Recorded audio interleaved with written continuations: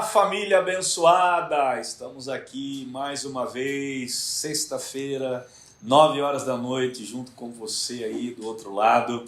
Vamos compartilhar essa live que é maravilhosa. Estaremos aqui durante alguns minutos ou até mesmo um tempo maior hoje, porque nós estaremos aqui falando sobre a igreja, o cristão e a política. Isso mesmo.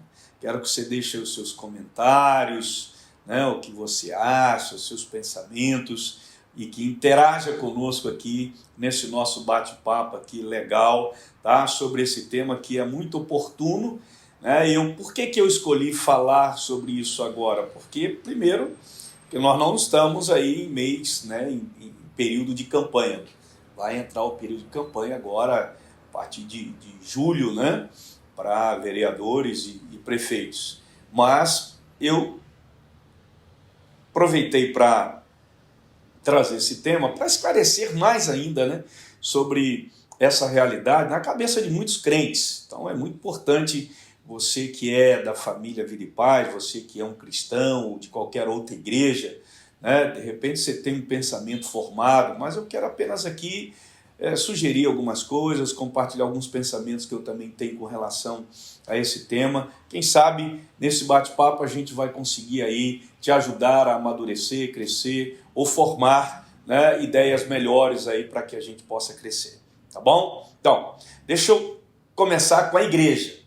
A igreja de Cristo é a agência do reino de Deus aqui na terra. O apóstolo Pedro, na sua primeira epístola, ele nos dá o perfil da igreja de Cristo em sua essência, quando ele fala que a igreja é a geração eleita, o sacerdócio real, a nação santa, o povo adquirido, para que anuncieis as virtudes daquele que vos chamou das trevas para a sua maravilhosa luz. Vós, que em outro tempo não erais povo, mas agora sois povo de Deus, que não tinhas alcançado misericórdia, mas agora alcançaste misericórdia. 1 Pedro 2, 9 e 10. É o perfil que Pedro traz sobre a igreja do Senhor. Deus elegeu, no Velho Testamento, Israel para ser o seu povo. Mas o que aconteceu? Israel não correspondeu ao amor de Deus. Deus então elegeu a igreja em Cristo Jesus para tornar-se eternamente o seu povo. Isaías 65:1 fala sobre essa profecia. Fui buscado aos que não perguntavam por mim, fui achado daqueles que não me buscavam, a um povo que não se chamava do meu nome, e eu disse, eis-me aqui. Isaías 65, versículo 1, para você anotar e conferir aí. Então, na verdade, a igreja é a grande eleita na eleição de Deus. Então, vamos voltar aqui ao texto de Pedro, verificando o que Pedro, o apóstolo, deixou bem claro e definindo critérios para serem observados pela igreja de Cristo como geração eleita de Deus. Olha o que Pedro diz na sua primeira carta, a partir do versículo 13, no capítulo 2. Sujeitai-vos, pois, a toda ordenação humana, por amor do Senhor, quer ao rei, como superior, quer a governadores, como por ele enviados, para castigo dos malfeitores e para louvor dos que fazem o bem. Porque assim é a vontade de Deus, que fazendo o bem, tapeis a boca à ignorância dos homens loucos, como livres e não tendo a liberdade por cobertura da malícia, mas como servos de Deus. E Pedro conclui dizendo, honrai a todos, amai a fraternidade, temei a Deus e honrai ao rei. À luz desse texto, Novo Testamento, entendemos que a vontade de Deus é que sua igreja respeite os poderes constituídos pelo próprio Deus. Ou seja, irmão, o testemunho da igreja deve estar de tal forma evidenciado que possamos tapar a boca dos homens ímpios. Então a igreja ela é a boca de Deus, ela é, na verdade, o sal da terra, a luz do mundo, né?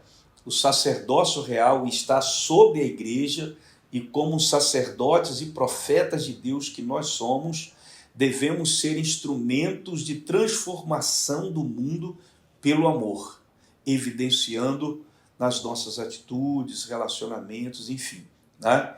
Devemos colocar as autoridades diante de Deus, conforme o apóstolo Paulo chama a atenção do jovem pastor Timóteo, dizendo: admoesto-te, pois, antes de tudo, que se façam deprecações, orações, intercessões e ações de graças por todos os homens, pelos reis e por todos os que estão em eminência, que sobressaem, para que tenhamos uma vida quieta e sossegada em toda a piedade e honestidade. É o que a Bíblia, Paulo, aconselha o jovem pastor Timóteo a fazer, para que ore, para que interceda em favor das autoridades, para que tenhamos uma vida sossegada, tranquila. Por quê? 1 Timóteo, ele continua dizendo: isto é bom e agradável diante de Deus, o nosso Salvador.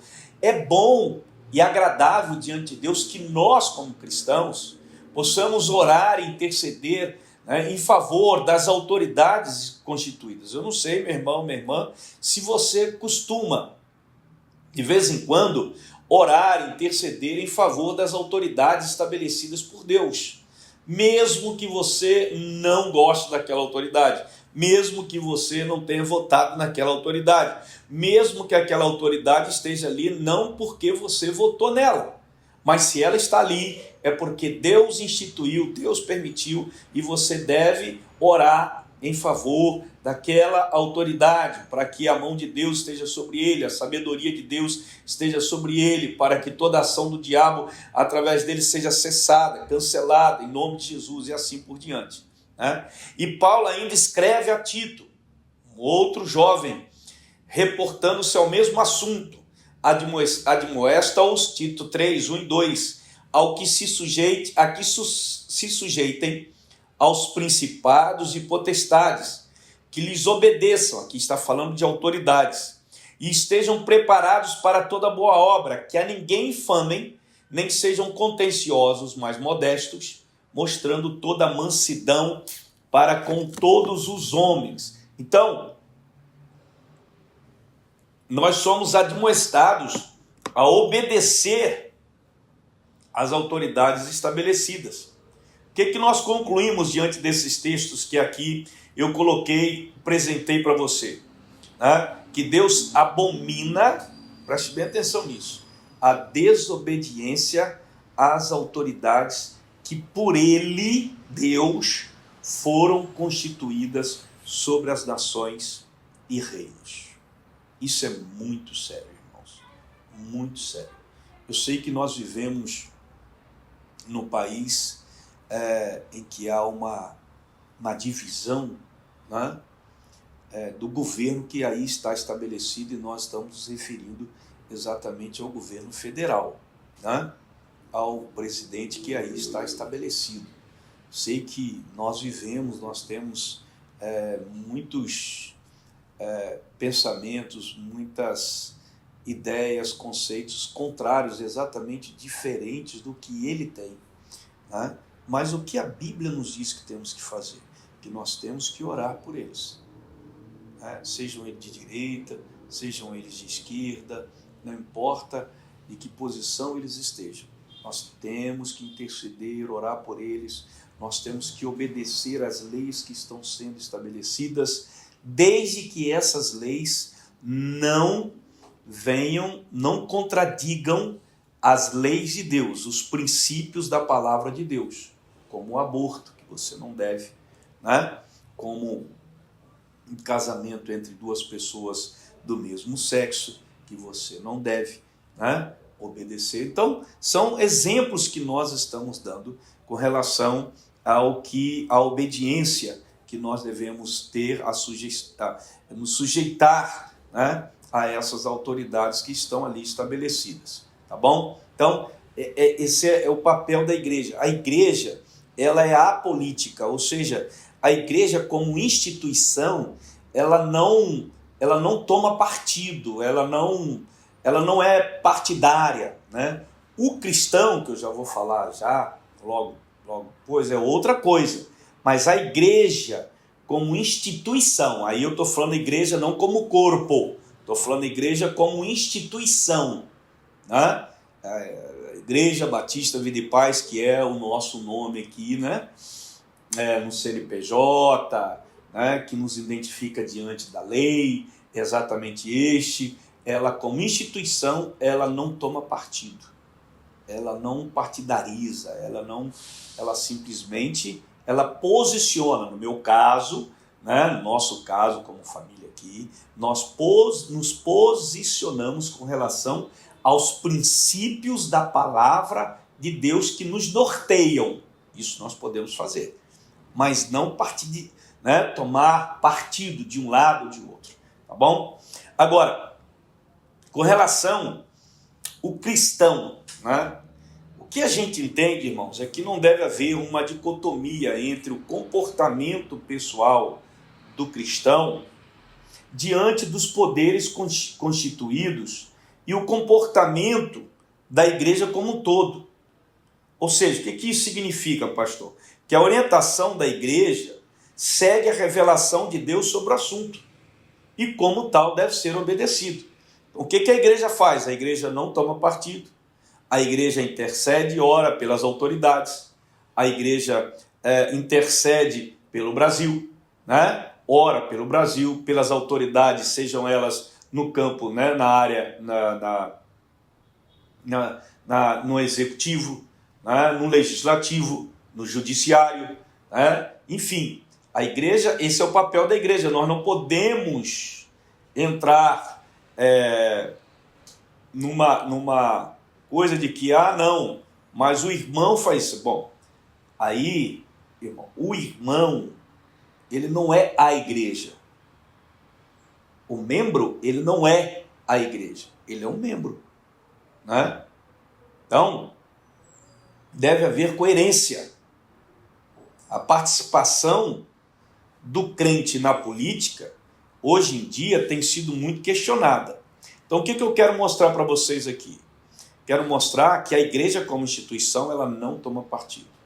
A igreja como corpo, ela visa exatamente fazer o que a palavra de Deus diz que nós devemos fazer. Obedecer, nos sujeitar, né? Orar, devemos fazer isso. Agora, o cristão, crente, que é membro da igreja, ele tem a sua opção partidária. Ele tem o direito, a liberdade de escolher qual é a pessoa, qual é o candidato, qual é o partido que ele vai, se ele quiser se filiar, né? Qual é a posição que ele quer, se ele é de direita, se ele é de esquerda, né? Desde que não se conflite com os princípios da palavra de Deus. Um cristão, ele não pode se posicionar por um partido, por um lado, onde ele sabe nitidamente que aquele lado, aquele partido não defende, é contrário, né, aos princípios da palavra do Senhor. Isso o cristão não pode, né, se filiar, estar daquele lado, né? Não pode, não deve. Mas ele tem a liberdade, ele não deve, mas ele tem a liberdade. A escolha é dele, né? E aí é ele com Deus, né? E com a palavra, tá? Nós não vamos julgar essa pessoa, porque nós não somos juízes para julgar ninguém, tá? Nós não vamos condenar ninguém, porque nós não somos também juízes para condenar ninguém, mas o cristão, ele tem essa liberdade. Eu faço coloco essa vírgula ou esse adendo, porque eu entendo que um cristão verdadeiro, ele não se aliancia a uma corrente, né, a um partido, né, a pessoas que são contrárias aos princípios da palavra de Deus. Como que eu posso defender uma corrente que é a favor do aborto? Como? Não tem como. Como cristão, não tem como. Né? Então, isso é muito importante. Hoje em dia, né, existe muito questionamento com crentes que participam da política. Né? O que eu quero dizer? Crentes que se tornam candidatos, né? Que se tornam, trabalham no governo, né? Isso tem sido muito questionado, né? Pessoas que exercem cargos que nós chamamos cargos eletivos, né? Ou até mesmo cargos públicos, tanto na área do legislativo quanto na área do executivo, e até mesmo em cargos de confiança dos governos, tanto a nível federal, estadual ou até mesmo municipal, né? Muitos crentes têm deixado a desejar, pelo menos é o que nós temos observado entre muitos que têm sido eleitos e que têm trabalhado lá, né? Quando nós verificamos uma ascendência muito grande de evangélicos ingressando na carreira política. Nada contra, tá? Ao mesmo tempo, nós não temos visto essa maioria que está lá, né, conseguindo uma reeleição em eleições posteriores, pelo simples fato de que deles terem fracassado como políticos. Muitos escandalizaram o evangelho, de tal modo que trouxeram desonra para o próprio povo, para a própria igreja do Senhor. Se corromperam durante o mandato, durante o trabalho deles, né? Se aliançaram com coisas que não deveriam, com pessoas, enfim, que envergonham. Todavia, nós não podemos também generalizar, como se ninguém prestasse. Isso não é verdade, né?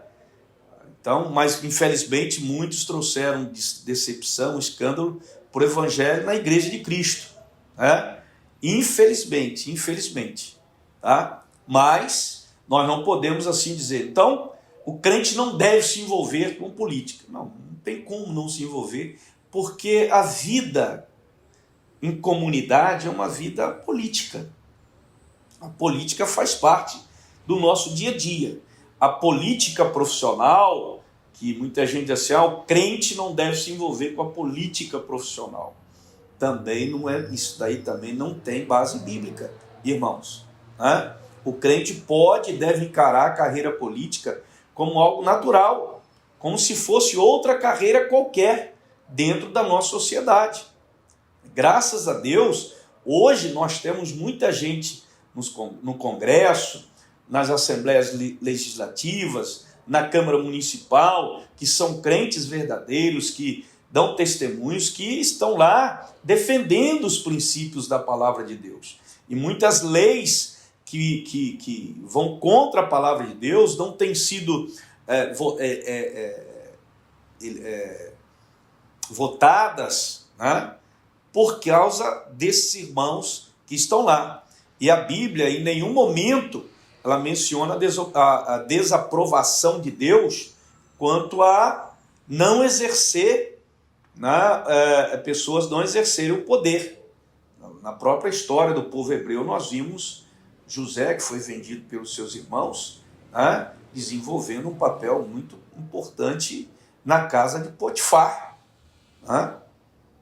Ele pagou caro pela fidelidade dele, né? Mas logo depois ele foi eleito o quê? Ele foi chamado e colocado como governador. Governador, tornando-se o quê? Uma bênção para o povo, para o Egito e para o povo hebreu mais tarde. Como governador. Então, e aí? Um político que era fiel nas suas funções e fiel ao mesmo tempo a Deus. Nunca abriu mão e nunca deixou de ser fiel a Deus, aos princípios. Um outro exemplo que nós temos é de Daniel, né? que embora ali ele preferiu não se alimentar dos manjares do rei. E ele se tornou o quê? Ele se tornou o segundo homem mais importante do império de Nabucodonosor. A verdade é essa daí, né? E depois, logo depois, pelo rei Dario também. Então olha que coisa linda que aconteceu com Daniel, como, né, governador também. Então o crente pode estar lá, sim, ele deve estar, mas ele tem que ser fiel à palavra, aos princípios de Deus e não se deixar se corromper em nome de Jesus. O cristão, ele glorifica a Deus, ele é uma bênção para os homens e para as nações quando ele se mantém fiel ao Senhor e à palavra do Senhor. Então, meu irmão, em nome de Jesus, né, vamos crescer, vamos amadurecer. Há tempos atrás, né, falava-se assim que a igreja não deve se envolver em política. A igreja como pessoa, como instituição, ela não se envolve em política. Mas os crentes que fazem parte da igreja, eles têm toda essa liberdade. E o pastor, ele tem o dever de instruir a igreja pela palavra de Deus, como a igreja deve se portar com relação às autoridades e como a igreja deve pensar, analisar, né, direitinho. As escolhas que ela faz devem ser feitas em cima, fundamentado na palavra do Senhor. Se aquela pessoa tem compromisso, é fiel, se aquela pessoa já foi, se mantém, né? Em nome de Jesus, tá bom? A terceira é a política.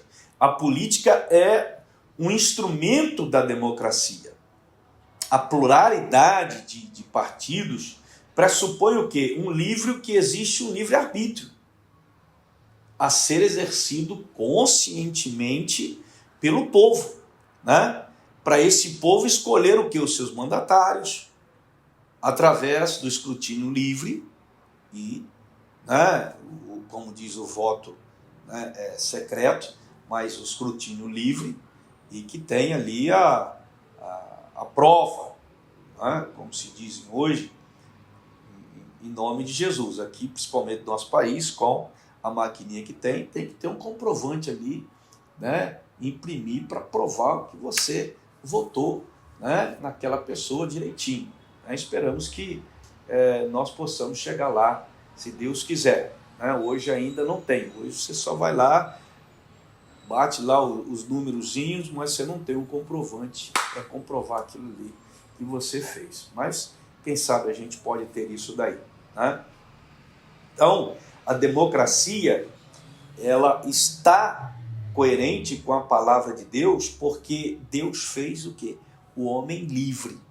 Então nós não somos obrigados. No regime totalitário de qualquer ideologia, não existe liberdade democrática. Os governos são impostos pela força ou são transferidos por hierarquia. Deus abomina a escravidão, a servidão, o cativeiro e a opressão, tanto física, material, como também espiritual. Tá? A igreja, irmãos, ela tem o poder, ela pode mudar a história política na medida que ela coloca os povos diante do trono de Deus. Nós cometemos um erro grave quando imaginamos que nós iremos ter reinos de paz, de justiça, de tranquilidade e de equilíbrio econômico e social. Irmão, isso é ilusão. Isso não vai acontecer. Em nenhum regime isso acontece. As promessas de Deus, elas são para a igreja de Cristo. Novos céus e nova terra. É outra coisa, não é aqui. Não é nesse mundo, não é nessa terra. Né? Então, a política é a manifestação do pensamento do homem. E ela é necessária nos regimes democráticos, porque politicamente o homem pode expressar a sua vontade, aliada à vontade de um grupo. Né? A maioria partidária leva isso ao poder. Eu penso que o nosso regime democrático, ele tem suas falhas. Eu creio que a gente pode mudar um pouco quanto a isso. Inclusive, né, a forma de eleição para deputados federais, estaduais, com esse coeficiente, que a pessoa ela tem mais votos que a outra, mas ela não entra por causa do coeficiente. Então, a pessoa que você votou teve mais votos que a outra, mas ela não está lá. Então, a que está lá, na verdade, não representa. É tipo uma pessoa que recebeu 150 mil votos, ela leva mais uns 5 com ela, sem que, na verdade, aquelas outras 5 foram eleitas pelo voto. Então, há um erro.